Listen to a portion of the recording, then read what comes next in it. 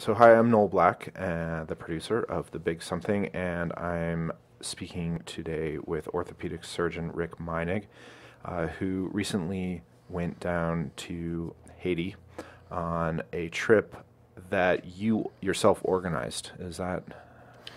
That's correct. It all started out the day after the earthquake. I volunteered to the normal volunteer organizations, and after a week I heard no reply. So I said, if this is going to happen, I need to make it happen. And through basically Facebook contacts, found out that there were some surgeons from Denver that had already gotten down there.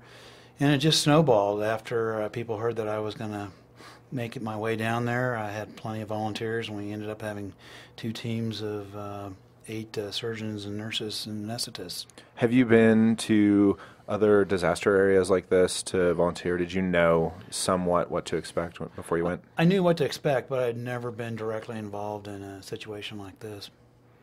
What was it that compelled you to go this time to organize this trip on your own?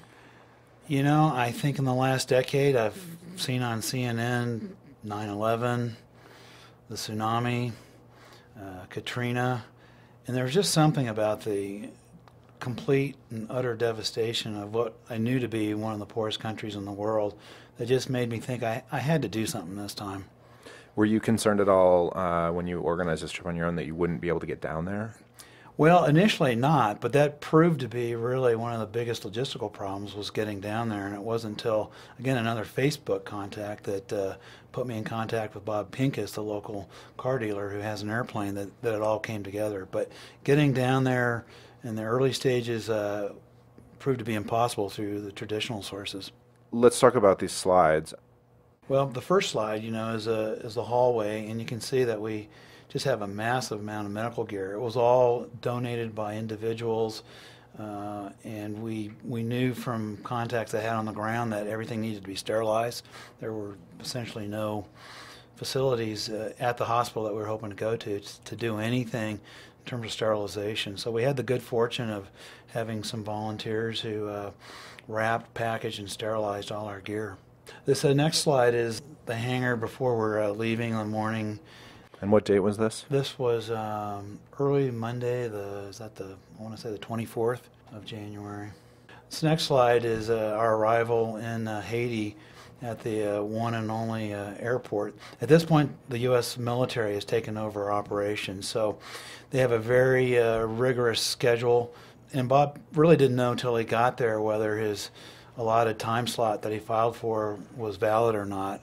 And, there's plenty of stories of people being turned away on final approach, but he got us in, and we had essentially about a 15-minute scramble to get the airplane unloaded with about 1,000 pounds of medical gear. Well, this is a Russian jet on the tarmac, and you can see there's just pallets of medical and humanitarian aid. And the ironic thing about a picture like that is that we knew gear like this was arriving, but if you were not there physically to carry it off, it was basically impounded and warehoused by the Haitian and military, our military, to a warehouse that nobody had access to. So this Was that just because they didn't have the people to process it? It's just, there was so much aid coming in, and they had to clear it from the airport, but ironically, once it was cleared to this warehouse, no one seemed to have authority to let you in or how to find your stuff. So a lot of stuff has sort of gone missing in action. And so you knew before you went down that you needed to take medical supplies that you could take with you if you were going to get anything done. Right. We had heard from some people that had been there that if you physically didn't carry it with you, and if it wasn't ready to use out of the bag, that you had no chance. This is a picture of a house that we stayed at the first night. You can see there's a lot of religious icons on the wall. One of the most striking things of the first evening was that in the middle of the night, somewhere out of the darkness, you heard groups of Haitians holding church services and singing hymns.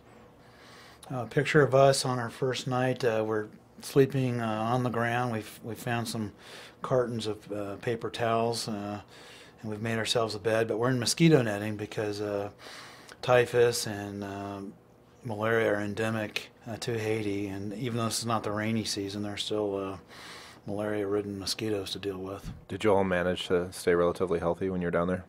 We did. One of our party did have a little bit of a GI problem for a day or two, but so far, knock on wood, no malaria. Picture looking from the top of our hospital towards the harbor, and you can see a burning fire. And that's one of the vivid memories I have is there were trash fires, there were funeral pyres, just a lot of acrid smoke in the air for most of the trip.